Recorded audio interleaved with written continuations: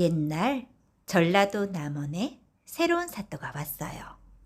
사또에게는 이몽룡이라는 의젓한 아들이 있었답니다.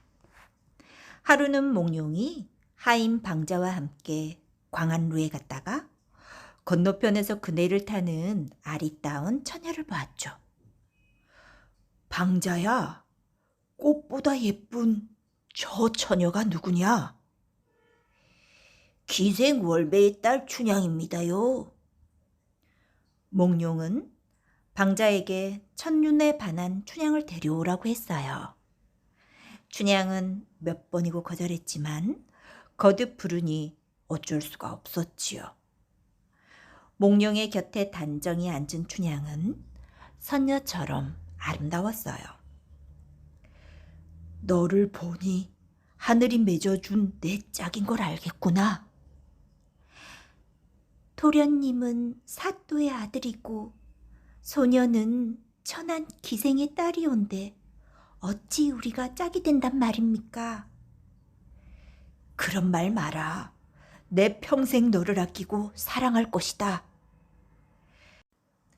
춘향도 잘생기고 똑똑한 몽룡이 마음에 들었어요. 그날 밤 몽룡은 춘향의 집에 찾아갔어요. 춘향의 어미 월매는 몽룡을 안으로 모시고 차를 내왔어요. 귀하신 도련님이 이런 누추한 곳까지 어쩐 일이십니까? 광안루에서 춘향을 잠깐 보고 나비가 꽃을 쫓듯 찾아왔다네.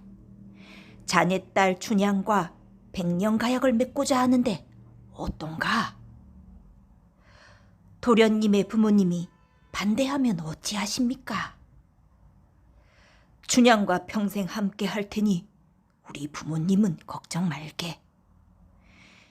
몽룡의 굳은 마음을 확인한 월매는 두 사람의 혼인을 허락했지요. 춘향은 몽룡에게 옷가락지를 주었어요. 도련님을 향한 제 마음, 이 옷가락지처럼 영원하리요. 몽룡은 옷가락지를 받아 비단 주머니에 넣었어요. 그날 이후 몽룡은 날마다 춘향의 집을 찾아왔어요. 알콩달콩 사랑을 속삭이다 보니 어느덧 1년이 지났지요. 그러던 어느 날이었어요. 몽룡의 아버지가 벼슬이 올라 한양으로 가게 되었어요. 함께 떠나야 하는 몽룡은 속이 새까맣게 탔어요. 춘향아, 아버지께서 한양으로 가신단다. 너와 헤어져 지내야 하니 이 일을 어쩌면 좋으냐? 도련님이 떠나시면 저는 누굴 믿고 삽니까? 춘향도 몽룡과 헤어질 생각을 하니 저절로 눈물이 났어요. 춘향은 땅을 치며 울었지만 몽룡의 앞길을 막을 수는 없었죠. 드디어 몽룡이 한양으로 떠나는 날이었어요. 춘향은 흐르는 눈물을 꾹꾹 참고 있다가 몽룡이 말에 올라타자 끝내 울음을 터뜨렸어요. 아이고 도련님, 날 죽이고 가면 가지 살리고는 못 가오.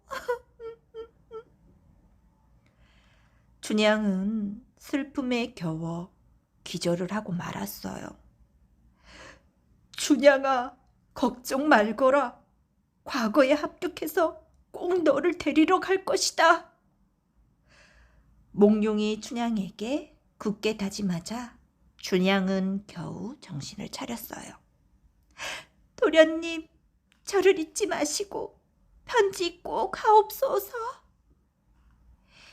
춘향은 말을 타고 떠나는 몽룡의 뒷모습을 하염없이 바라보았어요. 한편 남원에 변학도라는 새로운 사또가 왔어요. 변사또는 백성들을 돌보는 일은 제쳐두고 자나깨나 기생들을 옆에 앉히고 술만 마셨어요. 하루는 변사또가 춘향의 소문을 들었어요. 이방, 거울에서 제일 예쁘다는 춘향은 왜 보이지 않느냐? 사또, 춘향 어미는 기생이지만 춘향은 기생이 아닙니다요. 또 이미 혼인하기로 약속한 사람이 있다옵니다요. 허허, 그게 무슨 상관이냐? 당장 춘향을 데려오너라. 이방은 할 수 없이 춘향을 변사또에게 데려갔어요. 변사또는 춘향을 보고 입이 해벌쭉 벌어졌어요. 참으로 곱구나. 오늘부터 내 시중을 들거라. 하지만 춘향은 꿋꿋이 고개를 내저었어요. 저는 혼인을 약속한 낭군님이 있어 명을 따르지 못하겠습니다. 변사또는 화가 잔뜩 나서 책상을 탕탕 내리쳤죠. 여봐라! 춘향을 매우 쳐라! 사또의 말이 떨어지기가 무섭게 포졸들이 우르르 몰려와 춘향을 묶고 매질을 시작했어요. 매 맞아 죽더라도 어찌 제 낭군님을 쳐버리겠습니까? 변사또는 춘향이 뜻을 꺾지 않자 큰 칼을 씌워 옥에 가두었어요. 춘향은 옥에 갇혀 몽룡을 그리워하며 울었죠. 달아, 너는 우리 도련님이 계신 곳을 알고 있니? 한편 몽룡은 과거 시험에 합격하여 암행어사가 되었어요. 어사라는 걸 숨기려고 낡은 갓을 쓰고 누더기를 걸친 채 남원으로 내려갔어요. 그런데 남원으로 가는 길에 뜻밖의 이야기를 들었죠. 아이고, 얘기 들었어요? 춘향이 사또의 수청을 거절했다가 옥에 갇혔다죠? 내일 사또 생일잔치가 끝나면 춘향을 죽인다네. 몽룡은 새하얗게 질려서 춘향의 집으로 뛰어갔어요. 월매는 거짓 차림으로 들어서는 몽룡을 보고 기겁을 했어요. 아이고, 우리 사위가 거지 꼴로 나타났네 그려. 사위가 이 꼴이니 내 딸을 어찌 구할꼬. 아이고. 여보시오, 장모. 그러지 말고 우리 춘향이나 보러 갑시다. 월매는 몽룡을 데리고 옥으로 갔어요. 몽룡은 호된 매질에 수척해진 춘향을 보고 눈물을 뚝뚝 흘렸어요. 정말 서방님인가요? 꿈은 아니지요? 춘향은 옥문 틈으로 몽룡의 눈물을 닦아주며 말했어요. 서방님, 내가 내일 죽으면 서방님이 직접 저를 묻어주오. 춘향아, 하늘이 무너져도 솟아날 구멍이 있으니 나만 믿고 기다려 보아라. 몽룡은 암행어사가 되었다는 말을 가까스로 눌러 참고 마음속으로 칼을 갈았지요. 다음 날 관아는 변사또의 생일잔치로 왁자지껄했어요. 잔치판 한 구석에 있던 몽룡이 벌떡 일어나 변사또에게 소리쳤죠. 사또나리 잘 먹었습니다. 제가 보답으로 시를 한 수 지어 올리겠소. 몽룡은 종이에 몇 자를 적어 큰 소리로 읊었어요. 금동이의 맛있는 술은 만 백성의 피요. 옥쟁반의 좋은 안주는 만 백성의 기름이라. 촌농이 떨어질 때 백성의 눈물 떨어지고 노랫소리 높은 곳에 원망소리 높더라. 그때였어요. 암행어사 출두야! 몽룡의 부름을 받은 나졸들이 마패를 들고 외쳤어요.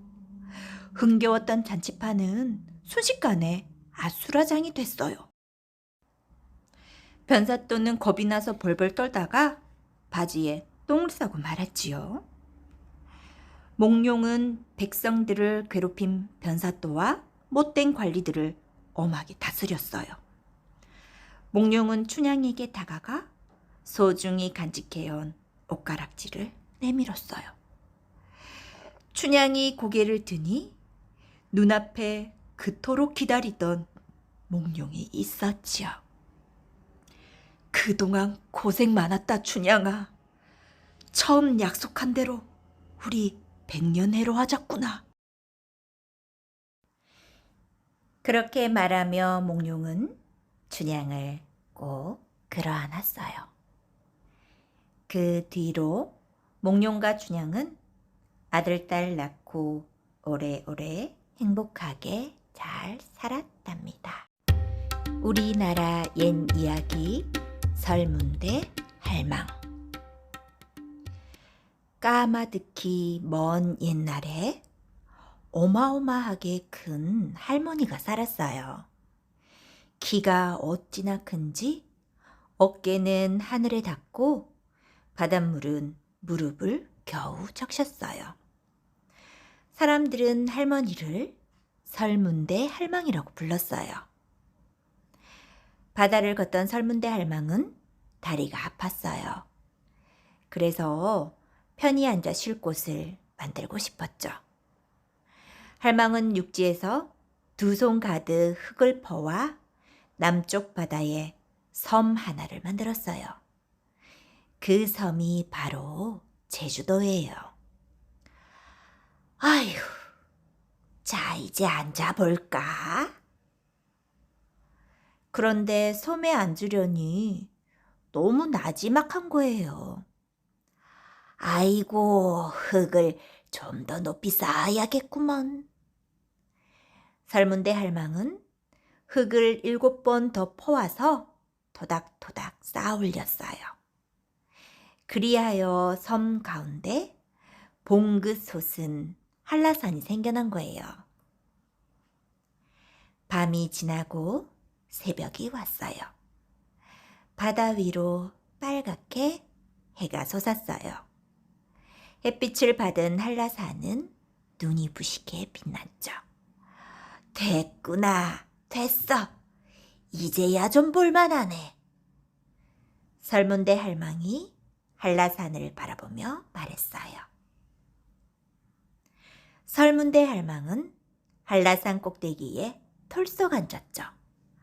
아이고, 엉덩이야. 뾰족해서 앉을 수가 없구나. 설문대 할망은 산 꼭대기를 손으로 벅벅 쳤어요. 그러자 산 위가 오목하게 파여 앉기에 딱 좋았지요. 비가 몇 번 내리자 움푹 파인 꼭대기에 맑은 물이 고였어요. 이 연못이 바로 백록담이에요. 맑은 물이 가득하니 풀과 나무가 자라고 온갖 새들이 날아와 제잘제잘 노래하기 시작했어요. 구불구불 주름진 할망의 손바닥에는 토끼와 노루가 날마다 찾아와 깡충깡충 뛰놀았죠. 사람들도 하나둘 배를 타고 섬으로 찾아오기 시작했어요. 나 혼자서 쓸쓸하던 참이었는데 잘 됐구먼. 설문대 할망은 사람들을 살뜰히 보살폈어요. 사람들이 덥다고 하면 후 바람을 불어주고 춥다고 하면 호 입김을 불어 따뜻하게 해주었어요. 사람들은 할망이 참 고마웠어요. 오늘은 날이 좋으니 옷을 빨아 입어야겠다. 설문대 할망은 백록담에 걸터 앉아 빨래를 하기 시작했어요. 섬 양쪽에 다리를 딛고 옷을 팍팍 비벼서 바닷물에 첨벙첨벙 헹구었어요. 할망이 젖은 옷을 쭉 비틀어 짤 때마다 햇빛 쨍쨍한 하늘에선 주르륵 비가 내렸죠. 할망이 깨끗이 빤 옷을 입으려고 보니 옷이 너무 낡아 여기저기 해져 있었어요. 새 옷이 한 벌 있었으면 좋겠는데. 설문대 할망은 사람들에게 옷을 지어달라고 부탁했어요. 내가 입을 비단 옷 한 벌만 지어주게. 그러면 육지까지 있는 다리를 내놓아 줌세. 우와, 좋아요. 사람들은 기뻐하며 할망의 옷을 짓기 시작했어요. 옷을 만들려면 먼저 비단실부터 뽑아야겠죠? 섬 사람들이 모두 모여 꼬박 석 달 열흘 동안 실을 뽑았어요. 길게 길게 뽑은 실로 또 석 달 열흘 옷감을 짰지요. 사람들은 커다란 옷감 조각을 꿰매고 또 꿰매어 할망의 옷을 만들어 나갔어요. 사람들이 옷을 짓자 설문대 할망은 기분이 무척 좋았어요. 흥얼흥얼 콧노래를 부르며 다리를 놓기 시작했죠. 영차 영차 다리를 놓자. 바닷물에 첨벙 바위 하나를 놓고 또 첨벙 바위 하나를 포개어 놨죠. 다리는 점점 육지 쪽으로 뻗어나가고 있었어요. 그런데 사람들이 찾아와 고개를 푹 숙였어요. 죄송해요, 할망. 옷감이 모자라서 옷을 다 짓지 못했어요. 설문대 할망의 옷을 지으려면 섬을 다 덮을 만큼 옷감이 많이 필요했어요. 치마를 다 만들고 조고리를 짓는데 한쪽 소매를 만들 옷감이 부족하지 뭐예요. 실망한 할망이 한숨을 푹 쉬면서 말했어요. 아휴, 지금껏 너희를 보살펴 주었는데 옷 한 벌도 못 지어주다니. 할망은 사람들이 약속을 못 지켜서 몹시 서운했나 봐요.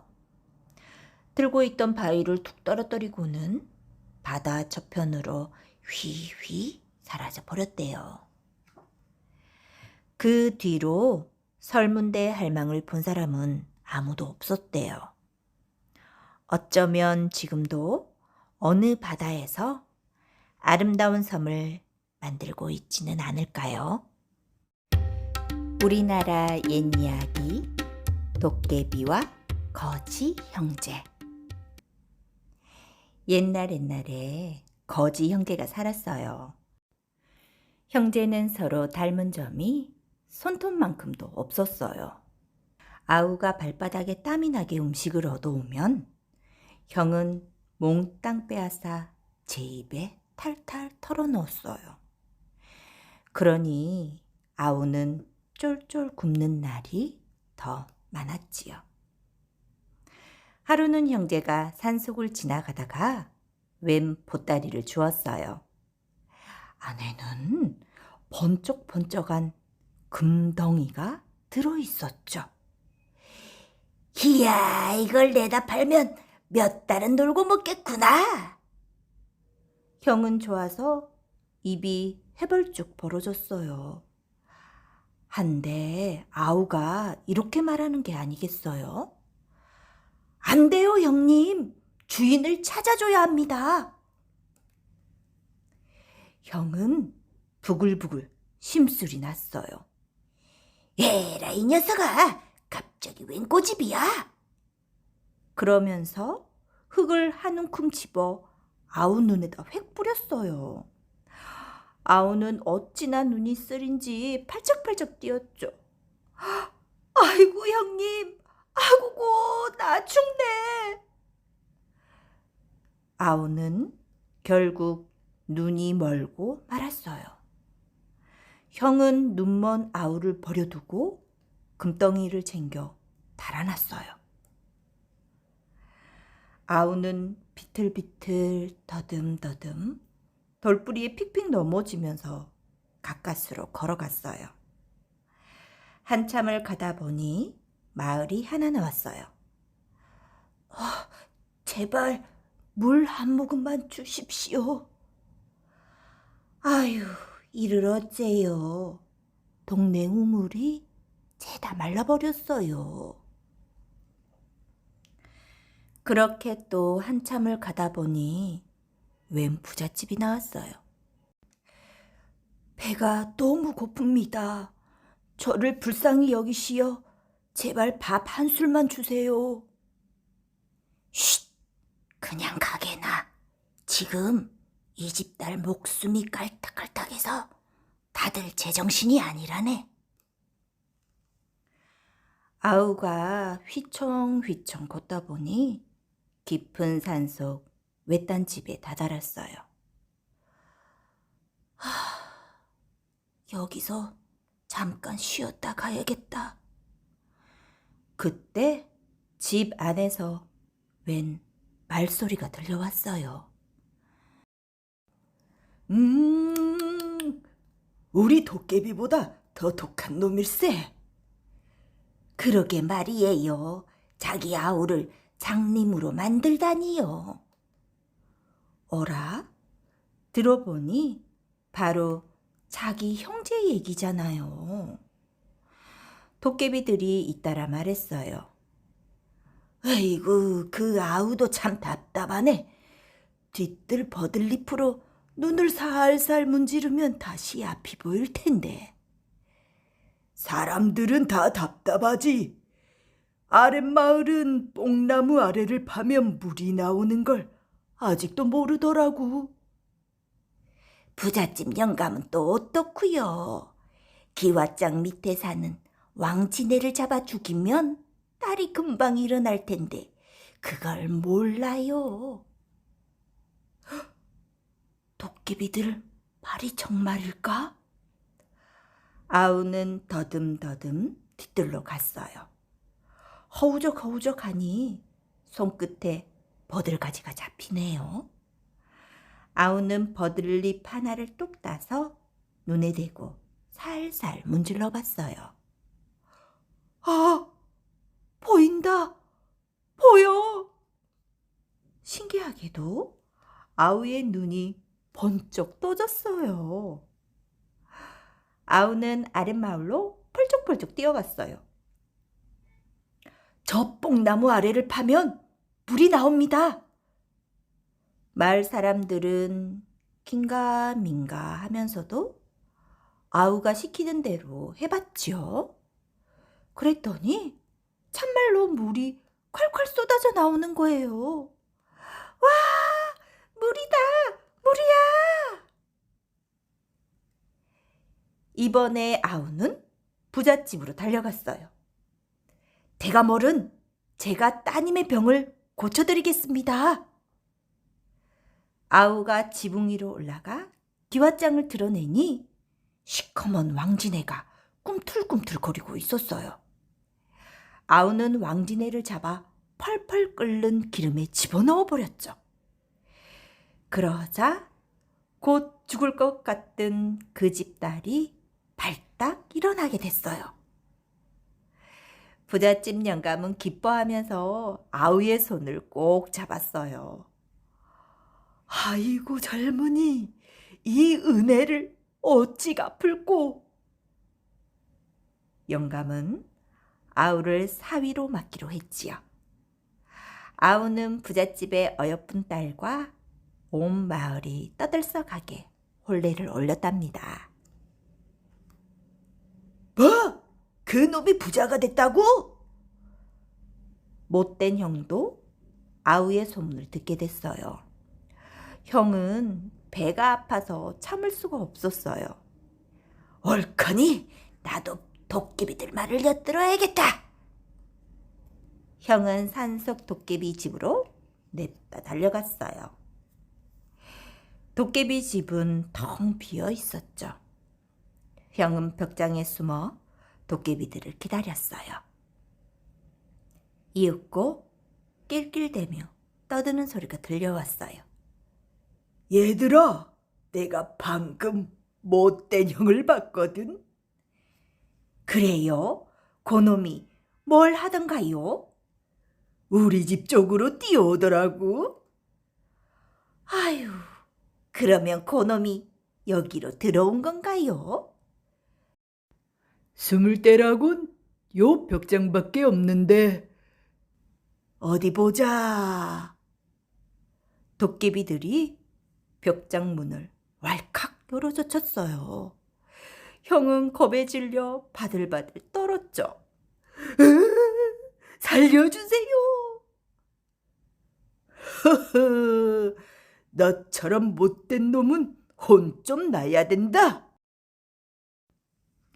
형은 도깨비들에게 밤새 혼쭐이 나고 아침이 되어서야 겨우 풀려났어요.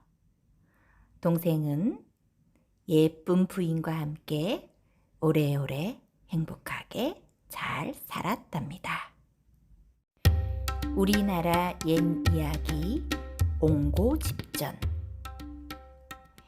옛날 옹당마을에 심술궂은 부자가 살았어요. 부자의 성은 옹이고 이름은 고집이었지요. 옹고집은 어찌나 욕심쟁이인지 남이 잘 되는 꼴을 못 보았어요. 남의 밭에 몰래 멧돼지를 풀어 농사를 망쳐놓고 홍수가 나서 마을 사람들 논밭이 물에 잠기면 그 앞에서 덩실덩실 춤을 추었지요.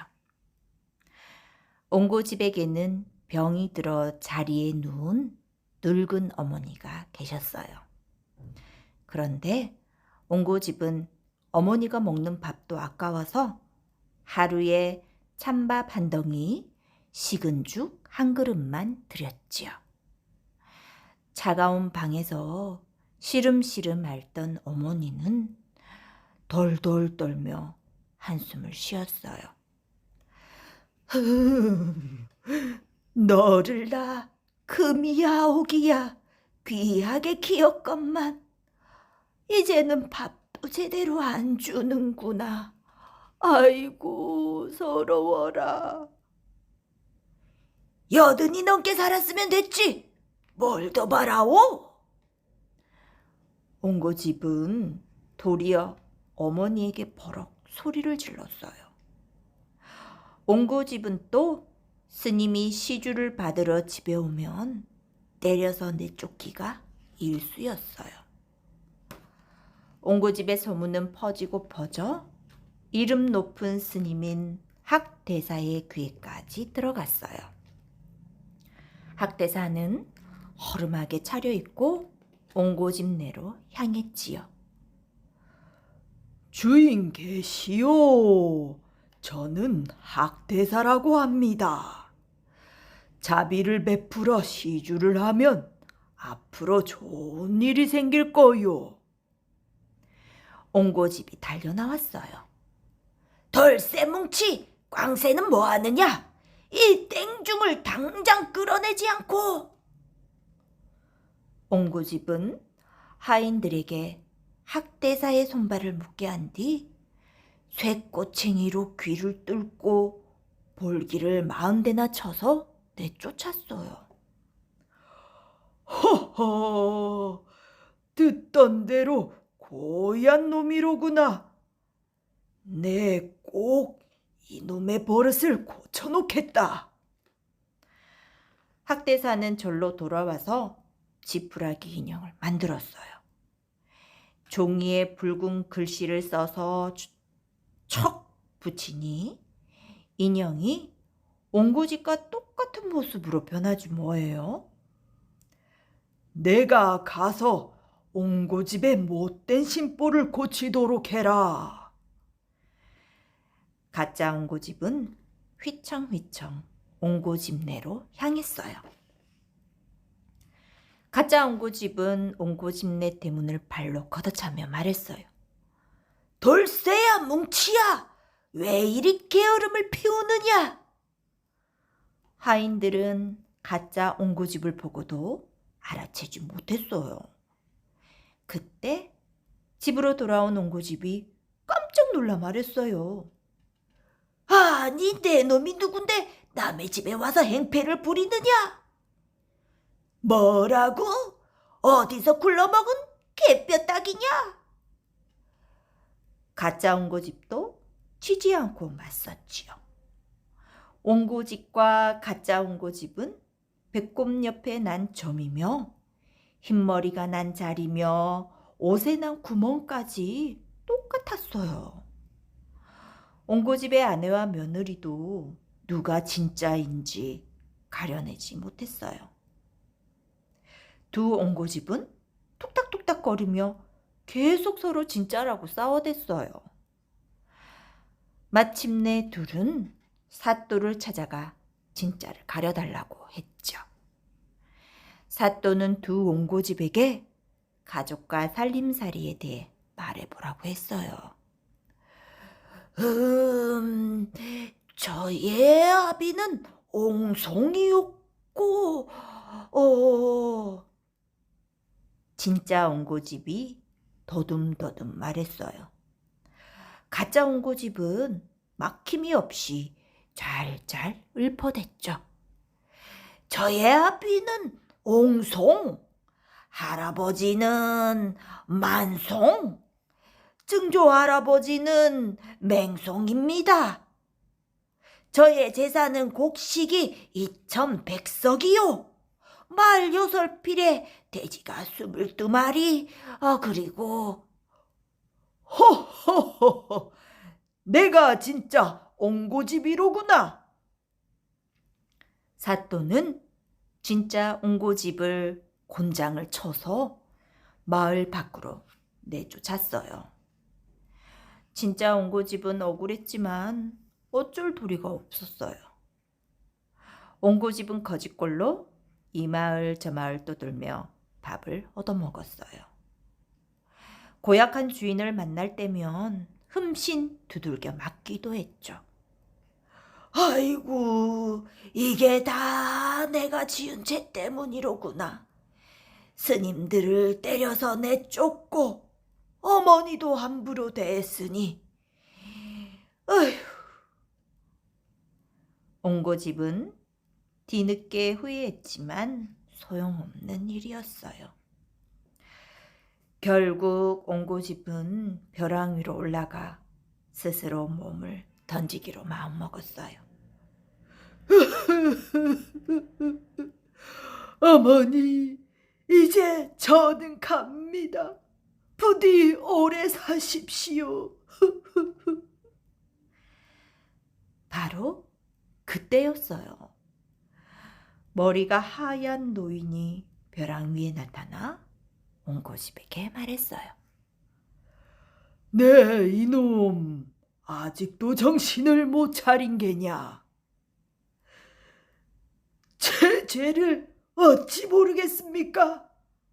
하오나 죽기 전에 어머니와 가족들 얼굴 한번 볼 수 있다면 원이었겠습니다요. 좋다. 죄를 뉘우치고 앞으로는 착하게 살거라.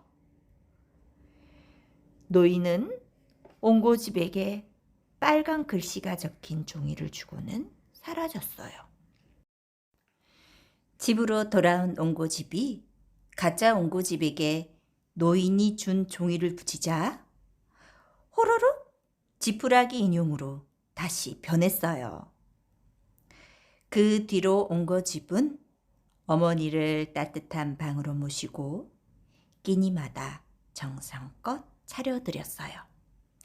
가난한 사람에게는 곡식을 나눠주고 스님에게는 후하게 시주를 했죠. 옹당마을 사람들은 달라진 옹고집을 침이 마르도록 칭찬했답니다. 우리나라 옛이야기 3편. 첫 번째 이야기, 장기전. 옛날 깊은 산속에 꿩가족이 살았어요. 사람들은 엄마 꿩을 까투리라고 불렀어요. 까투리는 생김새가 부탁과 비슷하죠. 하지만 아빠 꿩은 달라요. 아빠 꿩은 장기라고 부르는데 목덜미부터 꽁지까지 알록달록한 깃털이 멋지게 나 있답니다. 저 알록달록한 깃털 좀 봐. 장기는 정말 멋지다니까. 장기는 산속 동물들의 부러움을 한몸에 받았어요. 하지만 화려한 깃털 때문에 꿩 가족은 늘 숨어 다녀야 했답니다. 사람들이 꿩의 깃털로 부채도 만들고 화살도 장식하는 바람에 사냥꾼들이 꿩만 보면 잡으려고 안달을 하거든요. 게다가 꿩은 고기 맛까지 좋으니 최고의 사냥감일 수밖에요. 그래서 꿩 가족은 깊고 깊은 산속에 꼭꼭 숨어서 살았죠. 눈이 많이 내린 어느 겨울날이었어요. 꿩 가족은 먹을 것을 찾아 산속을 헤매고 다녔죠. 아이고, 배고파 죽겠네. 들판에 나가 콩이라도 주워 먹읍시다. 장기가 입을 열자 까투리가 말렸어요. 들판에 나갔다가 사냥꾼이라도 만나면 어쩌려고 그러세요? 이대로 있다가는 굶어 죽고 말겠소. 꿩 가족은 장기를 따라 줄줄이 길을 나섰어요. 들판에서 콩을 주워 먹을 생각에 마음도 잔뜩 들떴죠. 그런데 저 앞 하얀 눈밭에 빨간 콩 한 알이 뚝 떨어져 있는 거예요. 콩알이 어찌나 어동통한지 장기는 입맛을 쭉 다셨죠. 고놈 참 맛있겠다. 장기는 붉은 콩으로 부리를 쭉 가져갔어요. 그 순간 까투리가 장기를 휙 밀치며 막아섰죠. 아무것도 없는 눈밭에 콩이 떨어져 있다니 이상하지 않아요? 빗자루로 싹싹 쓸어낸 자국도 보이니 이건 사람들이 덫해놓은 미끼가 분명하다고요. 장기는 까투리의 말을 듣고는 껄껄 웃었어요. 호호호호, 걱정도 팔자요. 사람 발자국 하나 없지 않소? 아니에요. 어젯밤에 꿈자리가 뒤숭숭했단 말이에요. 한 번은 당신 머리가 베이고 한 번은 당신이 물에 빠졌다니까요. 불길할 꿈을 꾸었으니 조심하는 게 좋겠어요. 하지만 장기는 끝내 까투리의 말을 듣지 않았어요. 호호, 들어보니 흉몽이 아니라 길몽이네 그려. 하나는 내가 장원급제하여 벼슬길에 오를 꿈이고, 하나는 내가 대장이 되어 전쟁에서 이길 꿈일세. 아휴, 제발 내 말 좀 들어요. 자, 걱정 마오. 내가 먹어보면 될 게 아니오. 장기는 날카로운 부리로 붉은 콩을 콕콕 찍었어요. 그 순간 철컥 하는 소리가 나더니 장기가 덥석 덫에 걸리고 말았네요. 아이고, 장기 살려. 아이고, 나 죽네. 꿩 가족은 발을 동동 굴렀지만 덫에 걸린 장기를 구할 수는 없었답니다. 두 번째 이야기, 양반전. 먼 옛날 어느 고을에 한 양반이 살고 있었어요.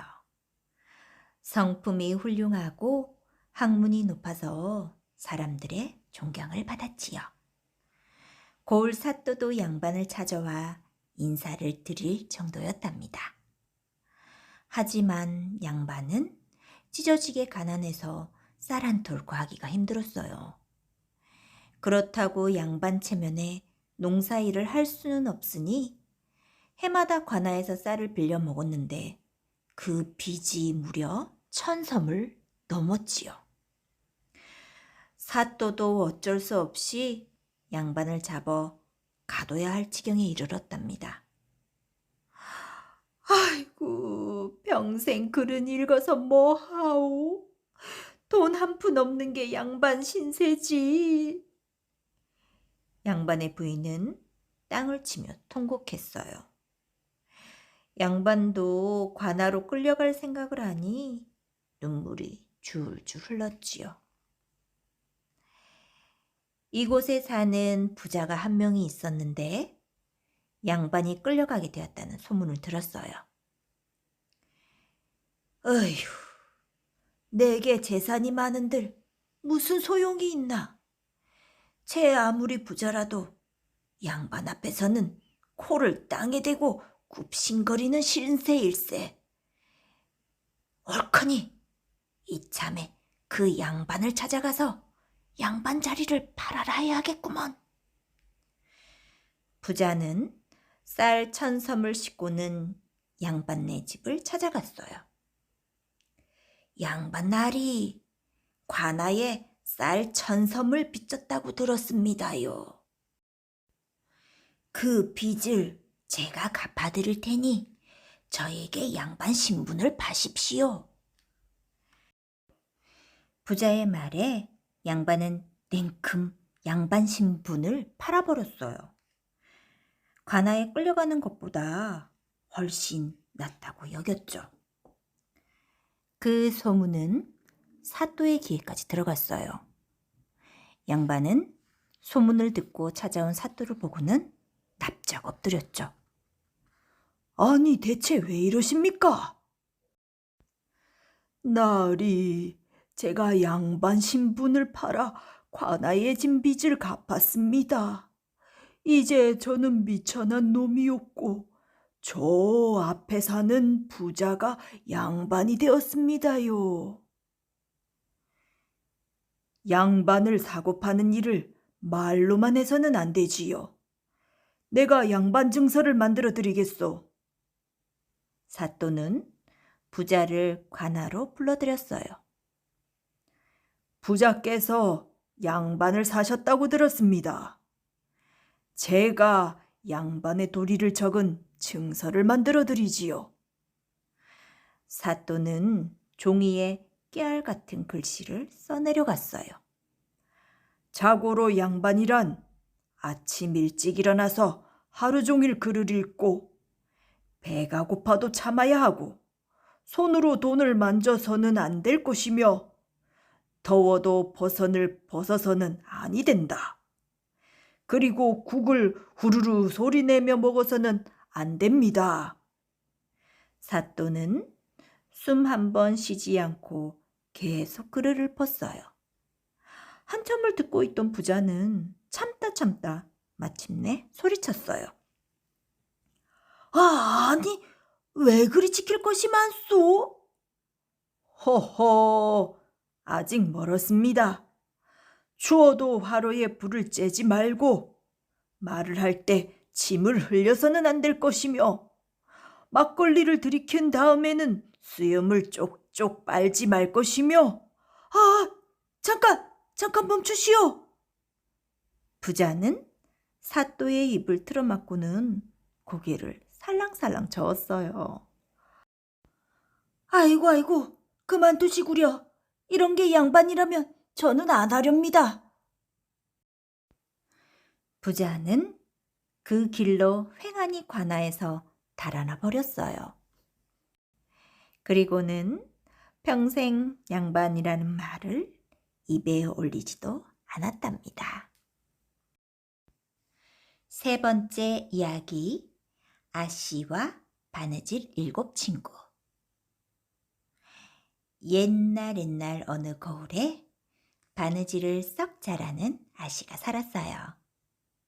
아씨에게는 바느질을 도와주는 7친구가 있었죠.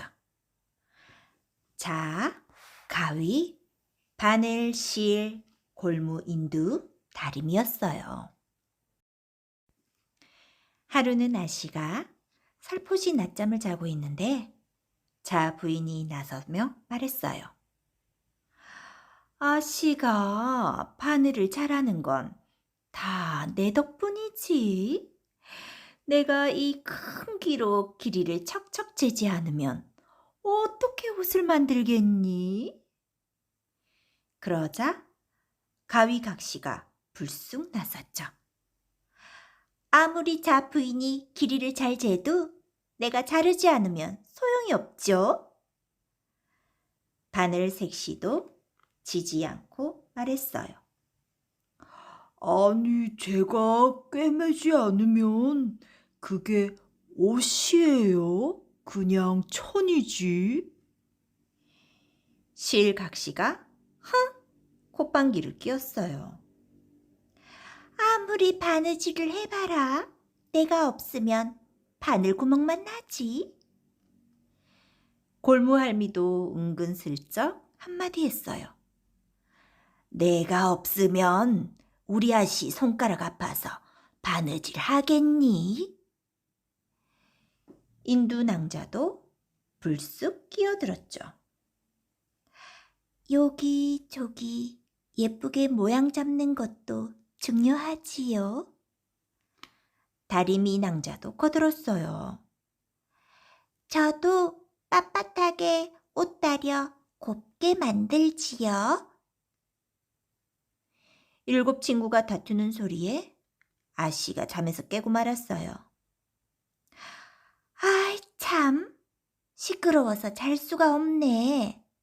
너희가 아무리 중요해도 내가 바느질을 안 하면 어쩔 거니? 그러니 내가 제일 중요하단다. 알겠니? 아씨는 휙 돌아눕더니 다시 꿀꿀 잠이 들었어요. 7 친구는 아씨의 말이 퍽 섭섭했어요. 자 부인이 먼저 투덜댔죠. 아휴 참, 어찌 저럴 수 있담? 옷 만들 때는 항상 나부터 찾더니. 가위각시도 삐죽거렸어요. 매일 다리 아프게 가위질 시키더니 모두 아시덕이래. 바늘색시는 한숨을 길게 쉬었어요. 그동안 허리 부러지도록 바느질을 했는데 몰라주시네. 인두낭자는 눈물을 뚝뚝 흘렸어요. 날마다 뜨거운 불에 온몸을 태워가며 도왔건만. 다리미 낭자도 울먹울먹했죠.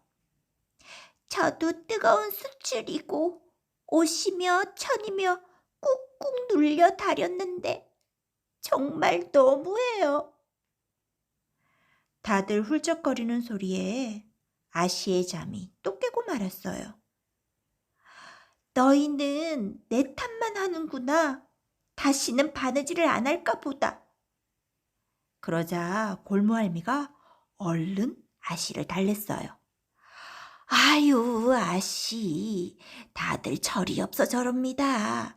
그동안 쌓은 정과 노력을 봐서 한 번만 용서해 주세요. 골무할미의 말에 아씨의 마음이 풀렸어요. 골무할미를 봐서 이번만 봐주마. 아씨는 골무할미를 어여삐 여겨 비단 주머니에 넣어서 늘 몸에 지니고 다녔어요. 제 잘난 척을 하던 친구들은 부끄러워서 얼굴이 빨개졌죠. 그 뒤로는 모두들 겸손하게 제 할 일을 했대요. 우리나라 옛 이야기 박씨 부인전. 먼 옛날 이대감 집에 새 며느리가 들어왔어요. 아유, 신선의 딸이니 얼굴이 얼마나 고울까요? 신선은 인간의 세계에서 벗어나 돌을 닦으며 산다는 상상 속 사람이에요. 얼굴뿐인가 지혜롭고 재주도 많을 테지. 동네 사람들은 모두 이대감집 며느리에 대해 기대가 아주 컸어요. 하지만 모두들 며느리를 보고는 깜짝 놀랐답니다. 얼굴은 얽어서 우둘투둘하고 코는 울퉁불퉁 돌멩이 같고 또 입은 어찌나 크고 두툼한지 꼭 두꺼비 같았거든요.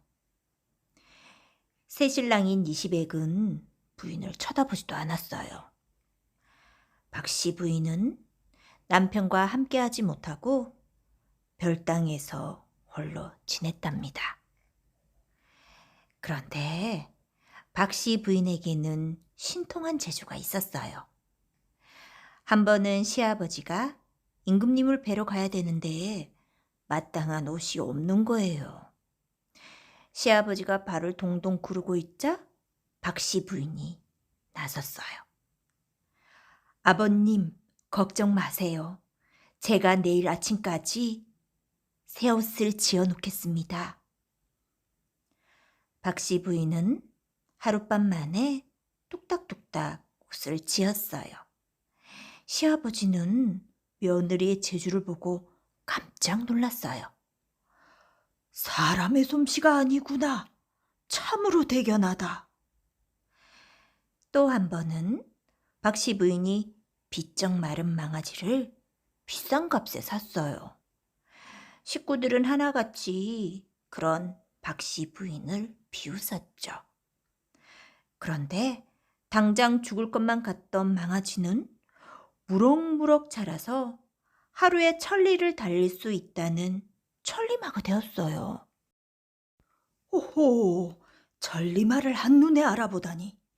내가 복덩이구나. 시아버지는 박씨 부인이 마음에 쏙 들었어요.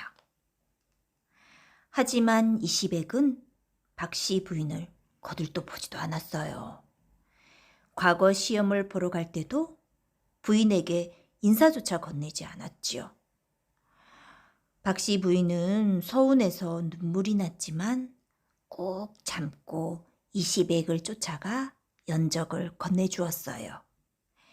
연적은 벼 위에 먹을 갈 때 쓰는 물을 담아두는 그릇이에요. 서방님, 이 연적을 가져가시면 시험을 잘 치르실 거예요. 이시백은 툴툴거리며 연적을 받아 넣었죠. 시험장에 들어간 이시백은 문제를 보고는 고개를 푹 떨구었어요. 한 번도 공부한 적이 없는 어려운 문제가 나왔거든요. 이시백은 풀이 죽은 채 연적에 담긴 물을 따라 먹을 갈았어요. 그런데 그 순간 신통하게도 답이 쏙쏙 떠오르는 거예요. 덕분에 이시백은 장원급제를 해서 높은 벼슬에 올랐답니다. 세월이 흐르고 흘러 박씨 부인이 시집 온 지 3년이 되던 날이었어요. 박씨 부인은 연못가에 앉아서 주문을 외웠지요. 그러자 허물이 벗겨지며 선녀처럼 예쁜 여인이 나타났어요. 이시백과 식구들은 깜짝 놀랐죠. 부인, 미안하오. 내가 몹쓸 놈이었구려. 서방님, 겉모습만 보고 사람을 판단해서는 안 될 것입니다. 부디 백성을 위해 일하는 지혜로운 일꾼이 되십시오. 그 뒤로 이시백은 박씨 부인의 말을 잘 따르는 좋은 남편이 되었어요. 그 무렵 나라에는 큰 걱정거리가 있었어요. 북쪽에 있는 청나라가 자꾸 쳐들어왔거든요. 다행히 용감한 임경업 장군이 북쪽 땅을 잘 지켜주었지요. 그러자 청나라의 똑똑한 왕비가 꾀를 냈어요. 임경업 장군이 북쪽 땅을 지키고 있으니 이번에는 바다를 통해서 공격하기 시작해라. 다만 한양에 있는 이시백의 집에는 절대 가지 말거라. 왕비의 명령을 받은 용골대와 용률대 형제는 수많은 군사를 이끌고 바다를 건넜어요. 바로 그때 하늘의 기운을 살피던 박씨 부인은 어두운 기운이 몰려드는 걸 보고는 이시백을 불렀지요. 서방님, 청나라 군사들이 바다를 건너 쳐들어오고 있습니다. 지금 당장 임경업 장군을 불러 막아야 합니다. 이시백은 임금님에게 달려가 소식을 전했어요. 임금님은 임경업 장군을 빨리 불러들이라고 명했지요. 하지만 신하들은 벌쩍 뛰었어요. 한낱 여인네의 말을 듣고 장군을 부를 수는 없습니다. 그러다가 청나라 군사들이 북쪽 땅을 공격하면 어찌시렵니까, 전하? 임금님과 신하들이 실랑이를 벌이는 사이 청나라 군사들은 궁궐까지 들이닥쳤지요. 이시백은 목숨을 걸고 청나라 군사들과 싸워 임금님을 남한산성으로 피신시켰어요. 청나라의 용골대는 남한산성으로 뒤따라갔죠. 용골대의 동생 용률대는 한양에 남아 닥치는 대로 사람들을 잡아가두고 곡식과 돈을 빼앗았어요. 박씨 부인은 집안 식구들을 뒤뜰에 숨겼어요. 박씨 부인이 심어둔 신비한 나무들이 매곡한 곳이었지요. 마침내 용률대의 군사들이 박씨의 집으로 들이닥쳤어요. 모두 뒤뜰에 숨었군. 어서 모조리 잡아들여라. 청나라 군사들은 칼을 휘두르며 뒤뜰로 향했어요. 박씨 부인은 눈썹 하나 까딱하지 않고 주문을 외우기 시작했어요. 그러자 뒤뜰의 나무들이 꿈틀꿈틀 움직이더니 용과 호랑이로 변하는 거예요. 감히 여기가 어디라고 쳐들어오느냐? 얘들아, 당장 이놈들을 물리쳐라! 박씨 부인이 호령하자 용과 호랑이가 청나라 군사들에게 덤벼들었어요. 먹구름이 몰려와 하늘을 뒤덮더니 천둥 번개가 치고 커다란 바위가 솟아올라 청나라 군사들을 막아섰죠. 아이고, 여기가 바로 이시백의 집이었구나. 이를 어쩌나. 그제야 상황을 알아차린 용률대는 칼을 들고 달려들었어요. 하지만 박씨 부인이 주문을 외우자 칼은 꿈쩍도 하지 않았지요. 용률대는 가까스로 칼을 들어 스스로 목숨을 끊고 말았답니다. 한편 남한산성으로 뒤쫓아간 용골대는 임금님을 찾아내어 자신 앞에 무릎을 꿇리고는 승리의 기쁨에 들떠 있었어요. 그때 부하가 뛰어와 용률대가 죽었다는 소식을 전했어요. 아니, 내 아우가 죽다니. 도대체 누가 죽였단 말이냐? 화가 난 용골대는 당장 군사들을 끌고 이시백의 집으로 향했어요. 아우의 원수를 갖고 말 테라. 여봐라, 화살을 쏘아라. 청나라 군사들의 화살이 하늘을 새까맣게 덮으며 날아올랐어요. 하지만 박씨 부인이 주문을 외우자 화살이 비오듯이 와르르 떨어졌죠. 용골대가 공격을 계속하자 이번에는 땅이 쪽쪽 갈라지더니 깊고 깊은 낭떠러지가 생겼어요. 청나라 군사들은 순식간에 아래로 떨어졌어요. 대포에 불을 댕겨라. 뒤뜰을 모조리 태워버려라. 펑펑 대포를 쏘아대자 활활 타오르는 불덩이가 날아올랐어요. 하지만 박씨 부인이 커다란 부채로 바람을 일으키자 불덩이가 거꾸로 날아 청나라 군사들에게 쏟아졌답니다. 네, 이놈. 당장 물러가면 목숨만은 살려주겠다. 박씨 부인의 호통에 용골대는 결국 항복을 하고 말았어요. 청나라 군대를 물리친 박씨 부인은 임금님께 큰 상을 받았어요. 박씨 부인과 이시백은 이후로도 백성들을 도우며 행복하게 잘 살았답니다.